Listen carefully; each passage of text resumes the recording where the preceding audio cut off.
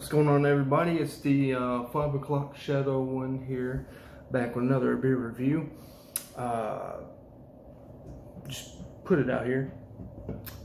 Blue Pants IPA, hot bursted IPA, I should say. I know I've done a lot of Blue Pants, but this is, I'm guessing, an already old IPA. I got it off a singles rack, and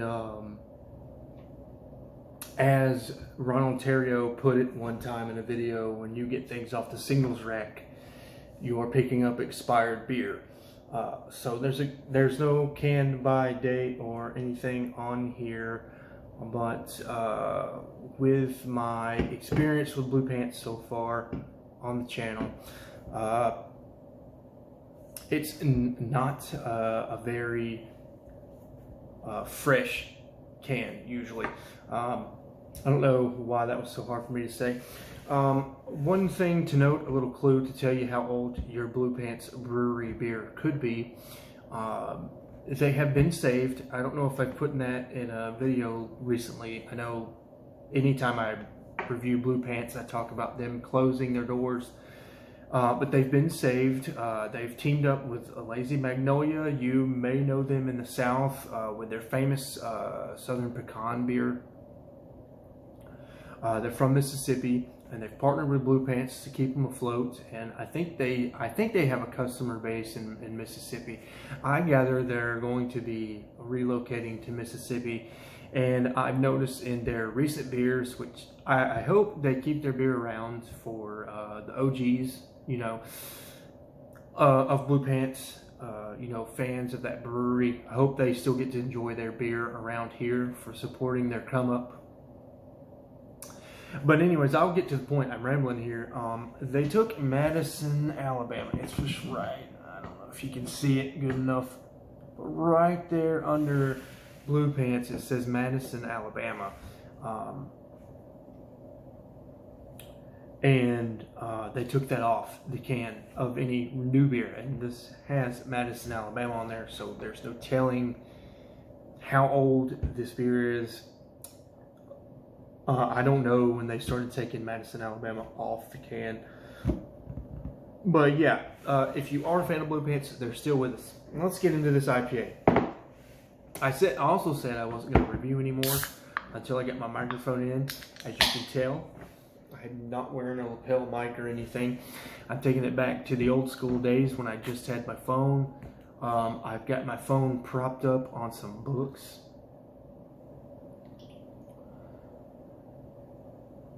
Nice head. Really impressed with the head here. Oh no, I poured too much. Maybe not. Ooh, that was close. I'm just itching to review, guys. I mean, I guess it's my channel. I can break my own rules or whatever. I was really trying to hold out and keep true to my word, but when I first bought that lapel mic, I didn't realize it was from China.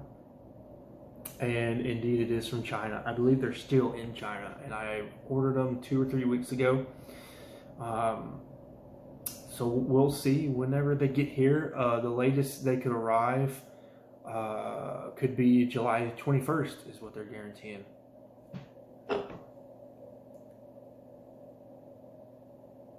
This isn't a German or a Belgian beer, so we'll just go ahead and pour it all in there.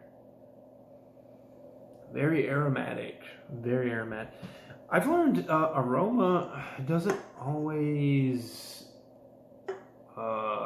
age as fast as palate. I find when you get an old hop forward beer, I have found personally, now if you found something different, put it in the comments. I'd love to read about your experience with hop forward beers and aging. But in just my experience, I find the palate goes first, and the aroma tends to stick around a little bit, anyways. Pearly white head. It's more of a soapy, you know, it does kind of stick together here in the middle, but you know, throughout the beer there's loose, medium, bigger bubbles that give it kind of more of a dish soapy thing going on. They don't disclose the ABV on here. I feel like that should be a legal requirement. I'm not a fan of government control, but I do feel like people are owed ABV on an alcoholic beverage. I just feel like breweries owe that to you as a courtesy.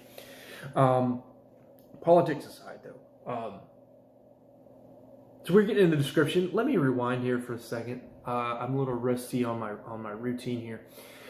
This beer was brewed with, they say on the website, 17 different hop varieties. And then they only list 3 hops. So I don't know if they're only listing that because it's a secret recipe. They don't want people to you know, copy it or whatever. But they also use distilled hop oils. So I've never heard of that either. I don't know the process about that. I'll have to look into that in the future. You know, we can learn a little bit about distilled hop oils in the future. But they use Zithos, so I've heard of Zithos, and then they use Cascade hop oil. And then this one I thought was very unique. I've never heard of this, and I really like the name. Falconer's Flight 7CS. It's a long hop name. I'd never heard of it before. So that's really cool. I'll be getting to try, hopefully, a fresh enough IPA with a hop in it that I've never even heard of before. On the malt bill, they use Weyermann, Pale Ale, Pale Wheat, and then Vienna malt. So they're fairly balanced on the malt bill. However, it's an IPA, so I don't expect a lot of the malt to come through. Grassy, piney. I'm getting fruitiness in here as well, along the citrusy side.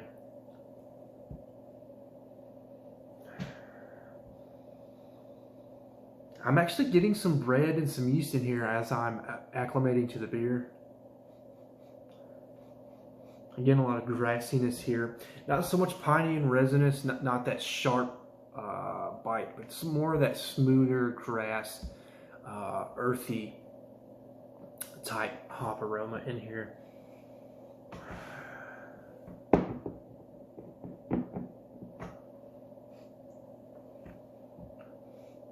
feel like I'm getting like some crackery malt here from that, maybe from the Weyermann pale yeast or that pale wheat, maybe.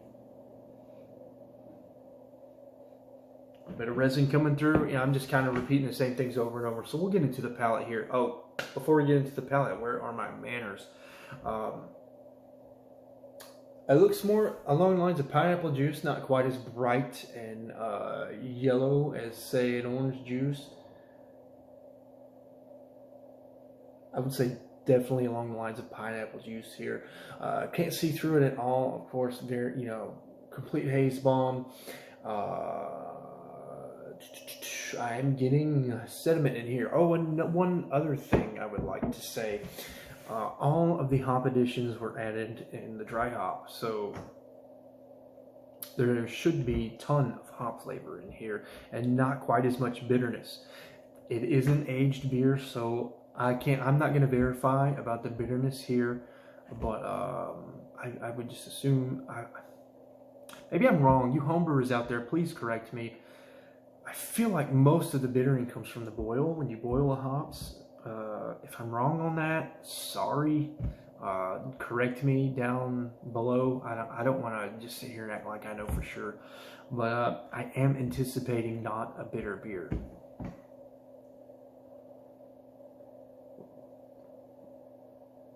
I was wrong, completely, totally wrong.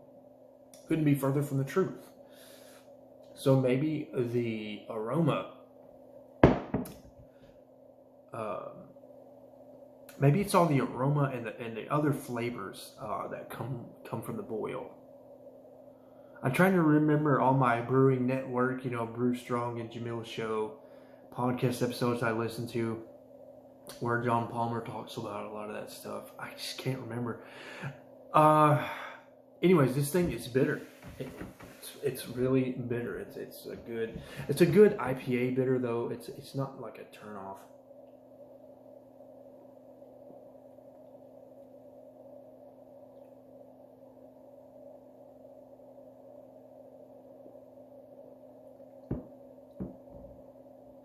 It's really juicy at first.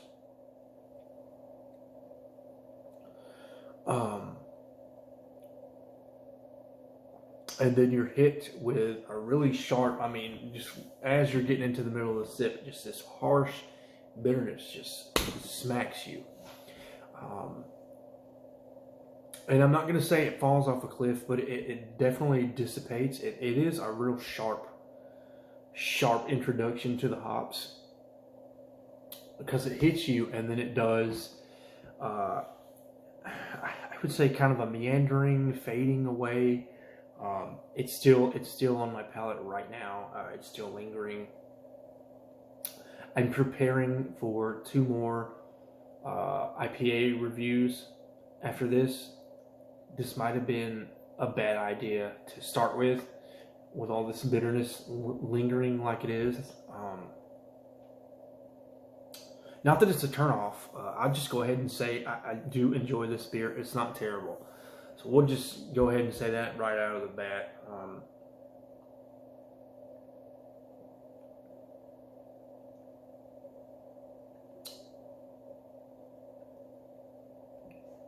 That bitterness is so pungent, obnoxious, I guess would be more of an appropriate term.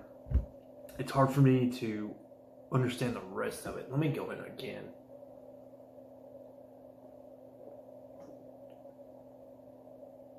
I mean, again, it's juicy. I can't really wrap my head around the juiciness. I'm just going to say like a generic tropical fruitiness. You know, your pineapple, oranges. I don't think there's any grapefruit in here. It's not quite as tart. Probably no lemon. Just that general pineapple, mango, orange, tropical, citrusy fruitiness thing that you get from a New England IPA, and then just that obnoxious hop bitterness. Very resinous. Very grassy and earthy. It's not as piney as it was on the aroma. Just a lot of herbal resin in here. Yeah, I'm getting a real grassy, earthy resin thing, and then it drops off, and again juicy.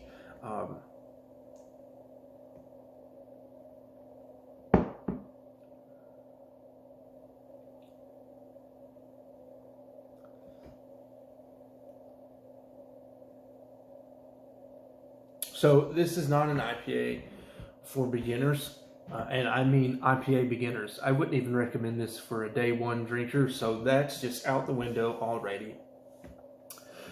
This would be an enthusiast IPA for sure, and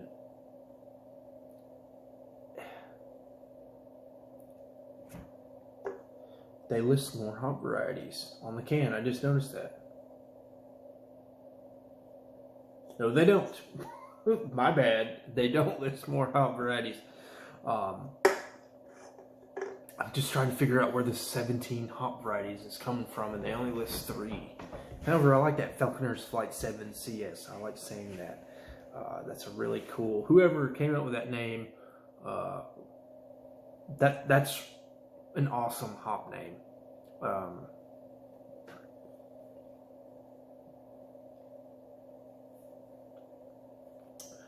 So what else is going on with this beer?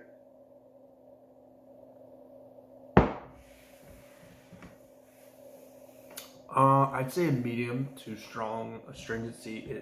It's pretty dry on here.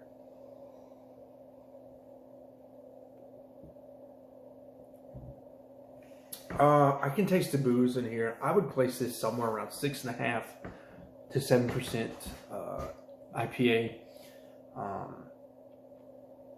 There's a little booze in here, but it kind of plays with the that bitterness. It kind of goes hand in hand with it.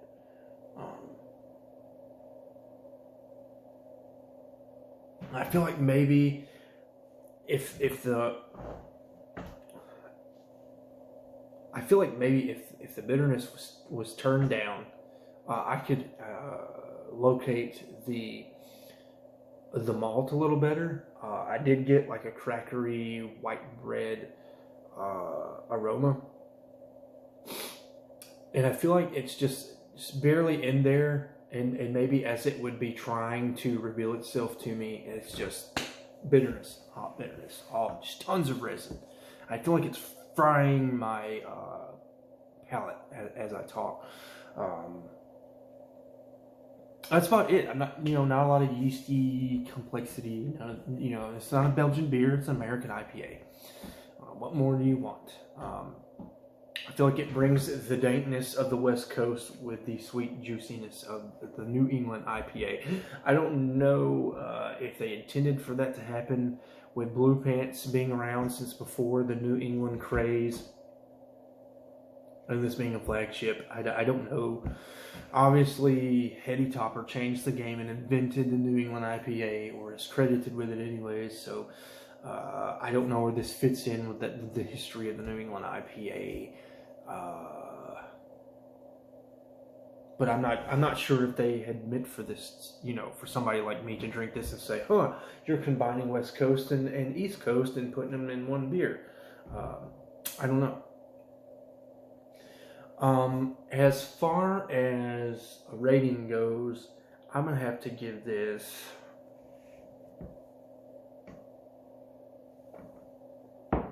I'm gonna give it an 85 out of a 90. It's an okay beer. I just don't really appreciate my palate being set on fire. But it was nice for an experience. I've had the entire flagship lineup of Blue Pants now. I do have one can of the Caramel Pinstripe in my fridge.